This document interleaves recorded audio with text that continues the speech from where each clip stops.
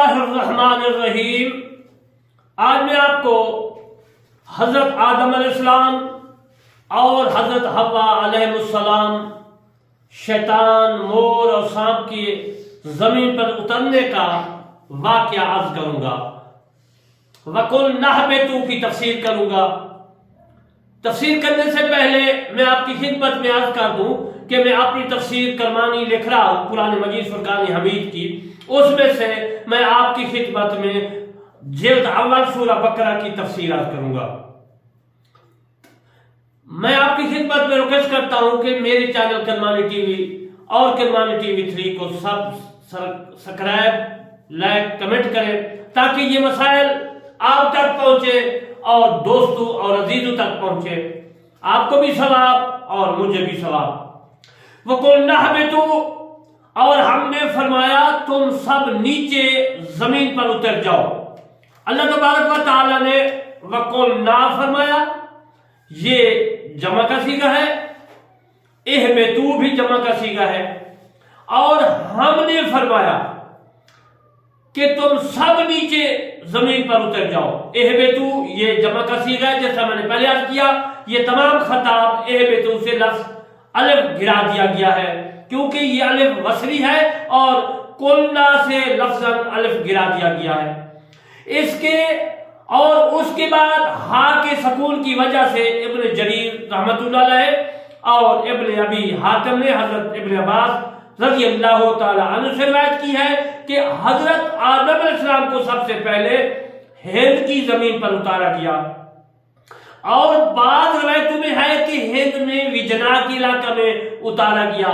امام ابن جریر رحمۃ اللہ علیہ اور امام حاکم رحمۃ اللہ علیہ اور امام بہیقی رحمۃ اللہ علیہ نے الباس میں اور ابن اساکر رحمۃ اللہ علیہ نے حضرت ابن عباس رضی اللہ تعالی عنہ سے روایت کی ہے۔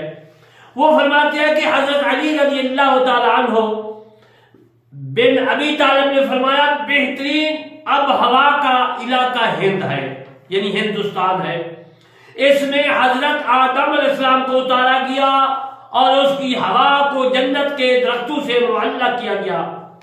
اور ابن ابی سعد اور ابن اساکر رحمۃ اللہ علیہ حضرت ابن عباس رضی اللہ تعالی عنہ سے روایت کی ہے، فرماتے ہیں کہ حضرت آدم علیہ السلام کو ہند میں اور حضرت حوا علیہ السلام کو جدہ میں اتارا گیا۔ پھر حضرت حوا کی تلاش میں نکلے حتیٰ کہ مزدلفہ میں جمع ہوئے۔ حضرت حوا مزدلفہ میں حضرت آدم علیہ السلام کے قریب ہوئی، اسی وجہ سے اس کو مزدلفہ کہا جاتا ہے۔ ازولف کا معنی قریب ہونا ہے، یعنی مزدلفہ کا معنی قریب ہونا ہے، اور دونوں جہاں جمع ہوئے اس لیے اس جمع کو بھی کہا جاتا ہے۔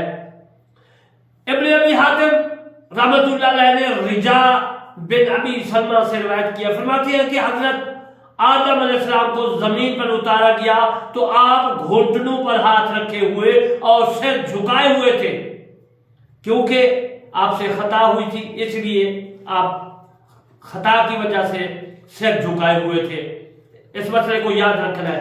اور ابلیس کو اتارا گیا تو وہ انگلیوں میں انگلیاں ڈالے ہوئے آسمان کی طرف سر اٹھائے ہوئے تھا، یعنی تکبر غرور کی سے۔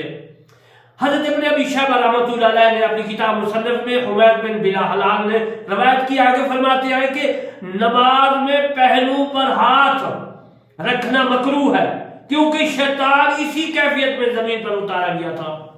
امام طبرانی رحمۃ اللہ علیہ اور ابو نعیم نے حلیہ میں اور ابن اساکر نے حضرت ابو ہریرہ رضی اللہ تعالی عنہ سے روایت کی ہے کہ فرماتے ہیں کہ رسول اللہ صلی اللہ علیہ وآلہ وسلم نے فرمایا کہ حضرت آدم علیہ السلام ہند میں اترے تو انہوں نے وحشت محسوس کی۔ پھر حضرت جبرائیل علیہ السلام اترے اور اذان دی، اللہ اکبر اشہد ان لا الہ الا اللہ 2 مرتبہ کہا، پھر اشہد ان محمد رسول اللہ 2 مرتبہ کہا۔ آدم علیہ السلام نے پوچھا محمد کون ہے؟ حضرت جبرائیل امین کہا تیری اولاد سے آخری نبی ہے۔ تاریخ دمشق میں ہے اور حضرت جلال الدین سیوطی رحمۃ اللہ علیہ نے तफसीर दूर मंसूर में भी लिखा है, और मैं अपनी तफसीर करमानी जिल्द अव्वल सूरह बकरा की तफसीर करते हुए इसी आयत मुबारका कुल नहबतु की तफसीर करते हुए भी लिखा है। जब इन सब को भय से निकालकर जमीन पर उतारा गया तो हजरत आदम अलैहिस्सलाम हिंद में सरांदीप की पहाड़ नूर पर उतरे। पहाड़ याद रखना है, सरांदीप के पहाड़ नूर पर उतरे, उनकी वजह से वहां के दरख्त खुशबू से महक गए, क्योंकि हजरत आदम अलैहिस्सलाम बहिश्ती खुशबू साथ रहे थे और उस वक्त बादल आपके सर मुबारक को मिस कर रहे थे। इससे आपके बाल गिर गए, आपकी औलाद को इसी गंजापन की बीमारी में मुब्तला किया गया। इसको खेती बाड़ी करने और मुआश में आजमाइश दी गई। हजरत इमाम बहकी रहमतुल्लाह अलैह ने अपनी किताब अल दलाल में, अल खतीब ने अल तारीख में, दलमी ने मुसनद फिरदौस में और इब्न असाकिर ने एक कमजोर सनद के साथ इब्न उमर से मरफूअ रिवायत नकल किया है। वो फरमाते हैं कि मुझे हजरत आदम अलैहिस्सलाम पर दो इतबार से फजीलत दी गई। मेरा शैतान काफिर था, अल्लाह ताला ने मेरी इयानत फरमाई हत्ता कि वो मुसलमान हो गया, और मेरी अज़वाज मुतारात ने भी मेरी मुआमलत की।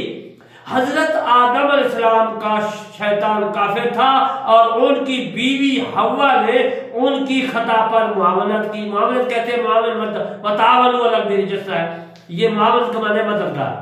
हजरत इमाम इब्न असाकिर ने हजरत अब्दुर्रहमान बिन ज़ैद से रिवायत किया है कि हजरत आदम अलैहिस्सलाम ने मोहम्मद सल्लल्लाहु अलैहि वसल्लम का जिक्र किया और फरमाया मेरे बेटे ऊंट वाले को मुझ पर फजीलत दी गई है, क्योंकि उसकी वजह से उसके दीन के मामला में उसकी मुआवनत थी और मेरी बीवी खता पर मेरी मुआवनत थी। हजरत जलालुद्दीन सयूती रहमतुल्लाह अलैह ने ये जो है तफसीर दूर मंसूर में लिखा है, और उसके बाद मैंने अपनी तफसीर करमानी में जिल्द अव्वल में ये तमाम मामले जो है वाक़े और तफसीर जो है मैंने की, और जो है इसकी मजीद भी आगे मैं तफसीर करूँगा।